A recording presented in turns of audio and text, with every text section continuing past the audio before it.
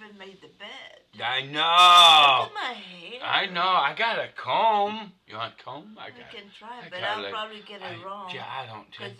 Yeah, you're looking in reverse. Okay, today we are here to make a video on my channel that my wife can't make on her channel. Really? We're going to talk about hall monitors. Okay. No, sorry. We're talking about your church family. Same difference, all right? Yeah. If you get the reference, you know where this is going, okay? Now, it made it worse.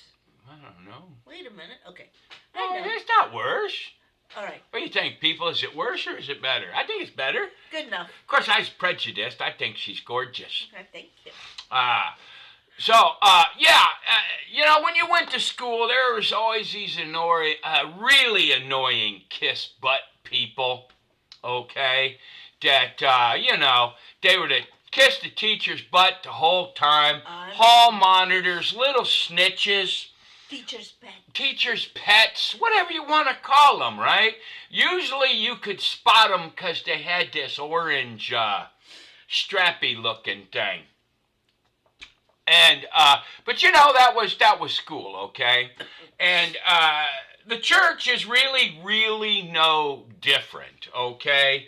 You have people that are willing to pay to be a deacon and pay to be an elder until the church becomes profitable. Mm-hmm. And it seems to me like, look, I've gone to a lot of churches. I have never been really in the in crowd. Me and my wife, we are not rich people. We do our best generally to grow food and help people that we can help. Right now with the Democratic shutdown, we're having to, you know, fork money up to pay for some food stamps for some people we know. Or not food stamps, we're just giving them their grocery money. But anyway, but what happens in the church, right? It's funny. Every time I go to these churches, the nicer the church, the more corrupt it seems to be. In my opinion now. The teaching is right. Bad too. All these people have really fancy houses. They're very well off. You know, and my whole problem with the church thing is like if you go there for 5 years, they'll let you hold the door open. Okay? Uh-huh. Another 5 years, they'll let you fetch and carry. You know, the women folk get to put the little grape juice and phony cracker in little Ziploc baggies and such. That's a direct poke at a church I once went to, right? And the women folk, you know, y'all can clean the church up while the men talk about real things. Yeah. And then after 5 years, you've been there 10 years, you can pay some money and you can be a deacon. Yeah. Now, a deacon does everything the elders don't want to do because the deacon ain't got as much money as the elders. That's right. Or as much clout. Because didn't kiss enough butts. Yeah, didn't kiss enough butt. They don't have the orange vest. That's right. But depending on your financial status, and this is, I am sorry to say that I've been to a lot of churches in my life. Depending on your financial status in a church, I've never asked a church for not a thing. I've always gone to church and I've always wanted to help. Not one damn time have I ever asked a church for anything. Yeah. All right? But I'm brokenhearted because most of the churches I go to, they don't help anybody but themselves.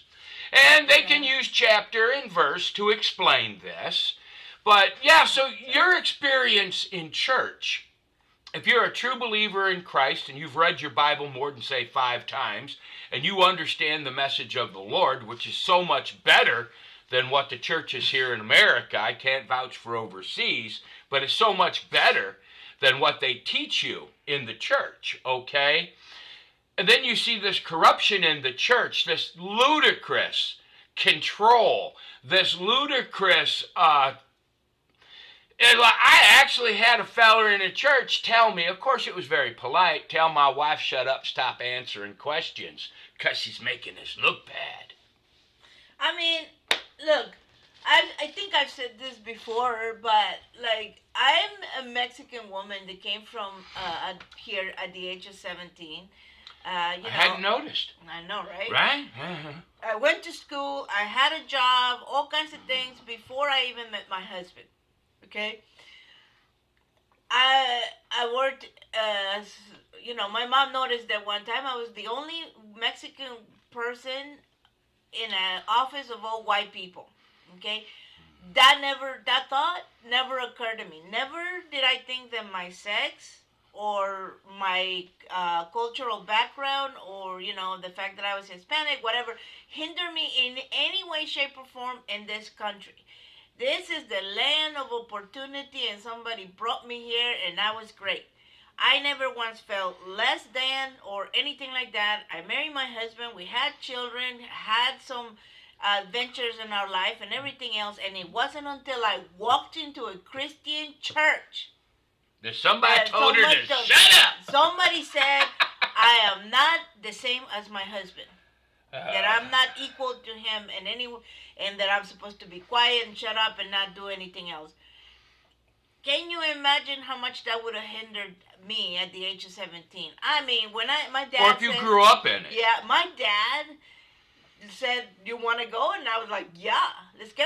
Let's go to the Americas, the land of the opportunity." Let me meet a white boy. Hey, my son brought it to my attention a little while back. I'd never really thought about it. He says, "Dad, you know you're the only white guy in the house." I never thought about it. But no, I mean, and that is, as I see it, okay, Mm. that is one of the biggest problems we have in the Christian churches. Women are seen as less than, and you want to go back to the patriarchy that is portrayed in the Bible. Women's status in the church. All right, now here's how bad this is, right? A woman's status in the church is solely dependent on her husband's status in the church. That's right. All right? Me and my wife, we particularly don't operate that way. I smacked more than one sumbitch tried to say something about my wife. Oops, sorry. Yeah, probably do it again, but anyway, yeah, that's just it. And it's your experience in the church. You're allowed, if you're not rich and you're not in their circle, you're allowed in, okay? But you need to just sit there and be quiet and be grateful we let you into our church. That's right. Now, the wife of a man like this is even lesser, right? Yes. And you can see them, man, they all sit together in the little clique. It's like childish. I want to make a movie and draw arrows so everybody can see it. Yeah. But it's plain to see. No, and one of the problems I have, I mean, is just people that grew up in the church never once challenged the status quo, didn't think, oh, wait a minute, I've read the Bible, this doesn't make any sense. People that are like that will forgive a lot of things that go on in a church because they have had such a good experience of it. Yes. But if you didn't grow up in the church, you sit there and watch what's going on, and you don't go like, nah.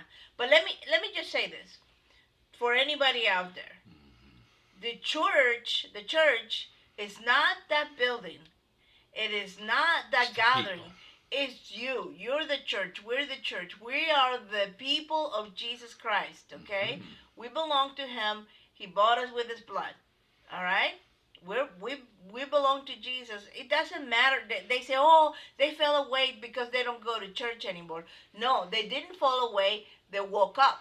Yes. They woke up. They started really reading the Bible, which is what everybody should be doing. And they started questioning things. And I bet you 9 times out of 10, when someone leaves, okay, they ask questions of the elders and the deacons and stuff like that, and they didn't get any satisfactory answers, and they kept asking again and again and again, and eventually the deacons and pastors and whatever said, you know what, you might be happy somewhere else. Okay, and that's what happens. I mean, we left this one church. We went there for over a year. I think we were there over almost 2 years. The down the street over here, we were there like almost 2 years. Okay. There was some really bad stuff that they did that my husband and I would consider a spiritual abuse. Yes. Okay? Oh, and boy, they were doing it. It was constant and consistent, and they separate. They go to the kids' classes and stuff. What they don't know about is we talk to our children. Absolutely. All the time. And they couldn't wait. Every time they went to those classes, they couldn't wait for the service to be over so they could tell us all the silly stuff that was happening in those classes. But we have... my kids are not brainwashed. Yes, we have brainwash-proofed our kids, yeah. right? So... What is that? They got stink detectors or shit detectors, whatever? Bullshit detect. Yeah, bullshit detection. BS radars. Yeah. Anyway. Oh, that's it. BS radar. Yeah, there you go. So they would tell us all this stuff, early. and we said, okay, we confronted them. Like we said, okay. So actually, we didn't. We simply said, I sent the letter. My husband said, we're done. Okay? Yep. We said, we're done. Thank you very much. Bye-bye. See you later. And that's it. Nobody, we were there for a while. People could tell that our faith was genuine, that we wanted to be part of the congregation, all of this stuff. And no one knows why we left. And that is what happens. And they probably think, they probably fell away. They're nobody. No. We left because this particular group of elders and deacons and pastors were perpetrating spiritual abuse on their congregation, and the congregation didn't know that. So, and that happened again in another church. Yeah. This one pastor, it's a much smaller church, and what happens, he's talking about how, that, if you know, there's a very, very famous Jonathan Edwards sermon, where he talks about, it's called Sinners in the Hands of an Angry God. It's a hateful sermon. It's terrible, okay? And he was on a rampage of God hates you. God hates your guts. Yeah, I remember that. And so, and we were there almost a year too. Yeah. And when he started on that, we're like, all right, we're done. Let's go. And that was probably the one church that did us in. We're like, we're not going to be members of nothing now. Nothing. Now we just float around. If we feel like going to the Catholic Church, we go to the Catholic Church.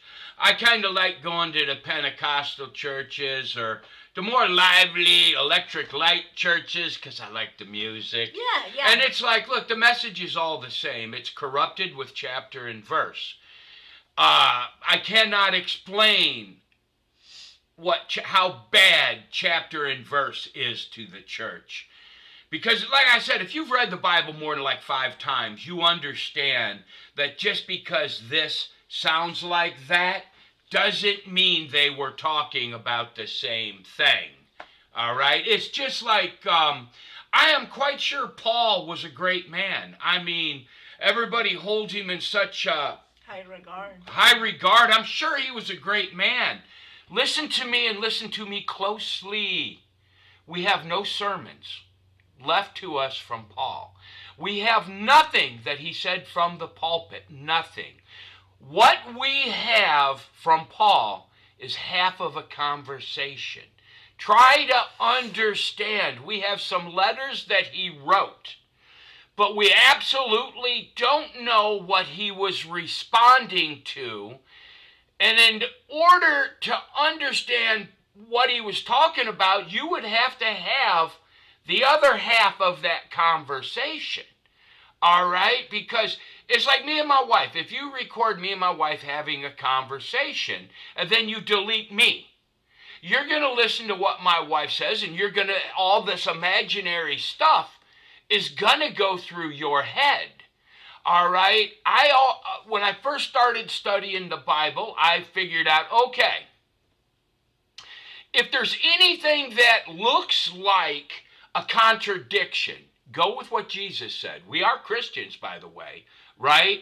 And then you just have to understand, well, we don't understand what Paul was saying right there because we're not privy to what he was answering to.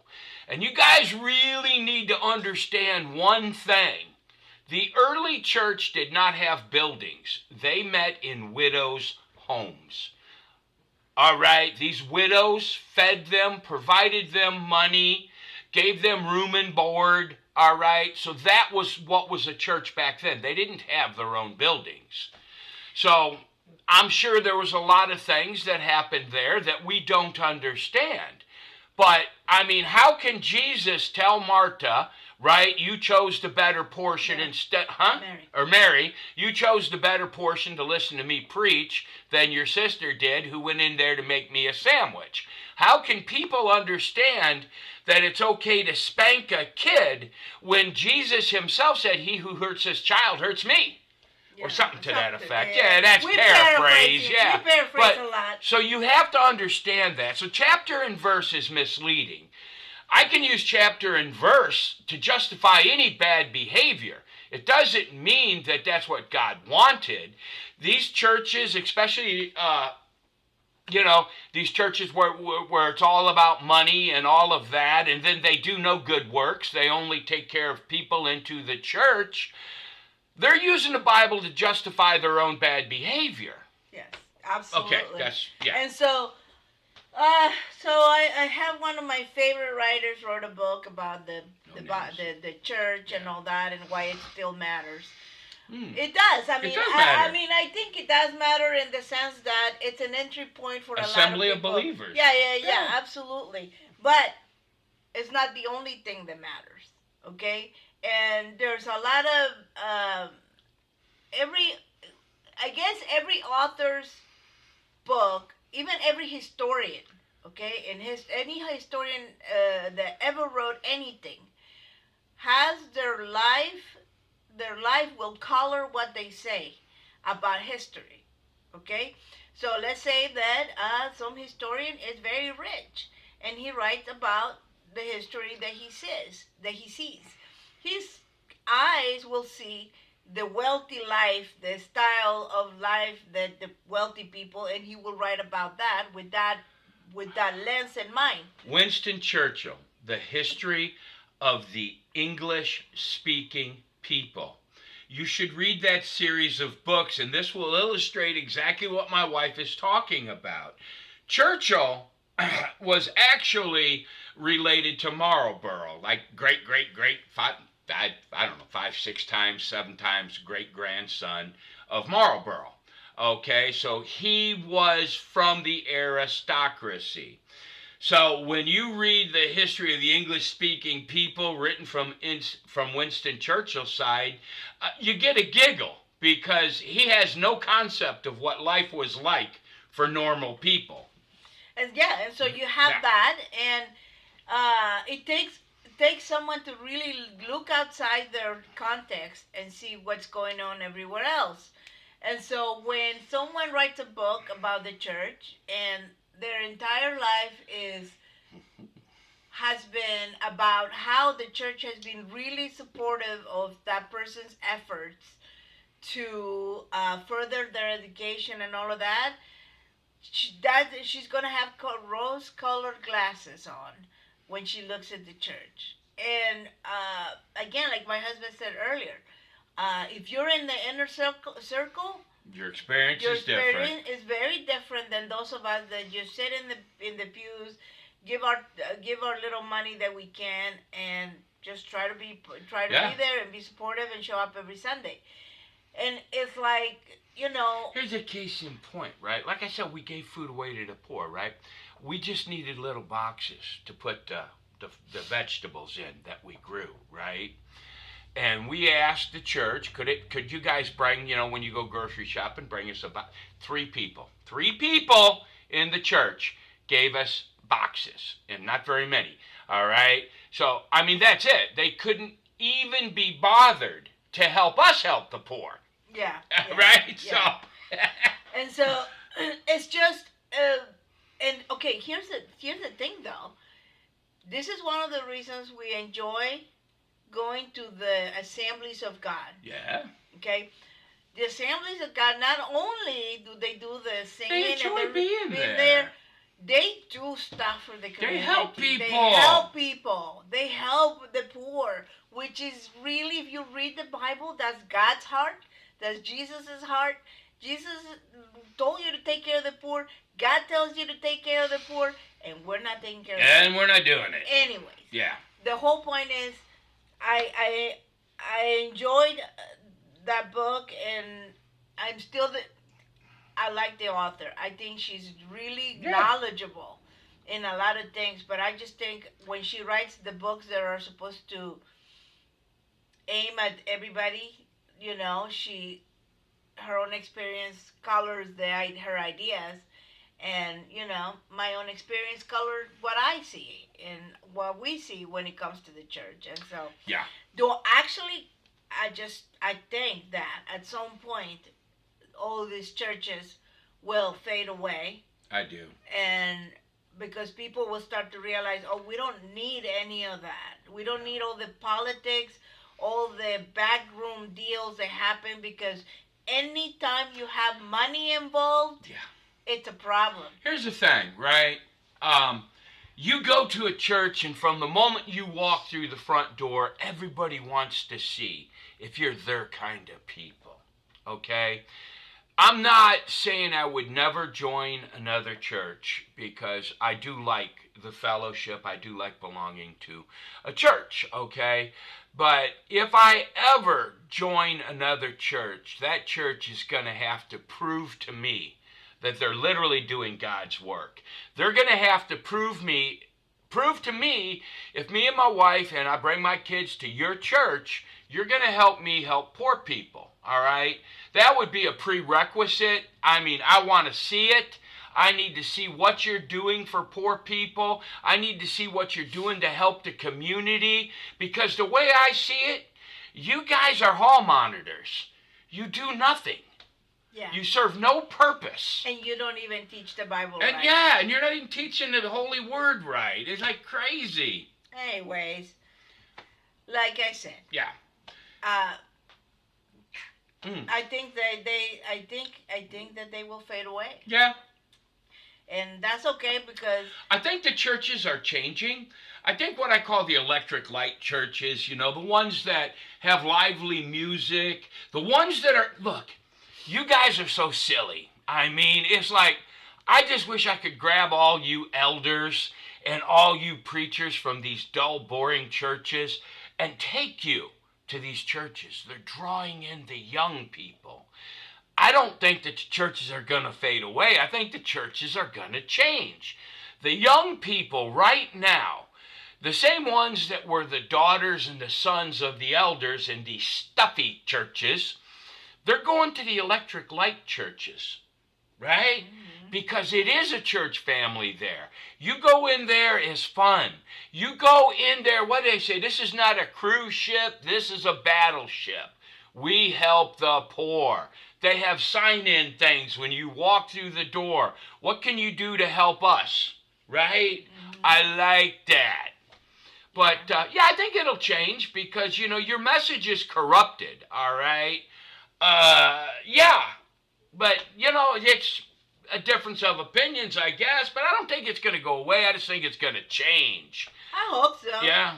It's kind of cool. I think church done right, okay, can be such a help to the community, to the world in general and large. But the way it's being done now, no. The Bible tells you that your wife is an equal partner. You're the same but separate. That makes sense. Each one of you is right, but it's an equal relationship. All right? Now, absolutely, when push comes to shove, there has to be a decision if you're disagreeing, and unfortunately, that's my job, right? But even at that, I'm not going to do anything that upsets my wife, right? Like, we were moving from, this will crack you up, okay? We was moving from California to Texas, okay? We had enough of the liberals, so we had to get out of there. Now, we needed to buy a van to drive out here. I got a family of 6. We had German Shepherd, had a cat, and I didn't want to spend that much money on a vehicle that I knew was going to be expensive when I got to the other end. Now, my wife wanted a school bus. 15 passenger a 15 passenger sucker, right? So I find this minivan. And I'm like, yeah. And then she's looking at it and she says, okay, honey, if that's what you want, if you want to drive to Texas and this thing right here, we shall do this. And then I looked at her face and I'm like, let's go spend another 10 grand and buy the bus. I'm glad we did. I was wrong. But yeah, come on, man. Okay, there's a lot of things that we could go into, but nagging doesn't work, ladies. If nagging worked, he would be sticking to his diet. Oh, yeah, that's true, too. But anyway, I think this is about all we got to say on this. But I will say one thing. What is it? It's November 31st, I think, today? 31st. Or October 31st, sorry. So that makes tomorrow November 1st. Everybody, let's pray, all right? Like I said, nobody in my family is going to go hungry. And I hope that I'm terribly wrong. But generally on these things, I have a pretty good sense, right? The worst of the worst, the filth, the left of the left, the violent left, they look for reasons to loot and riot, all right? And I pray to God this doesn't happen, but every reason they have, they loot, they riot, and I mean, this is the worst part of society, and it's the left's last resort.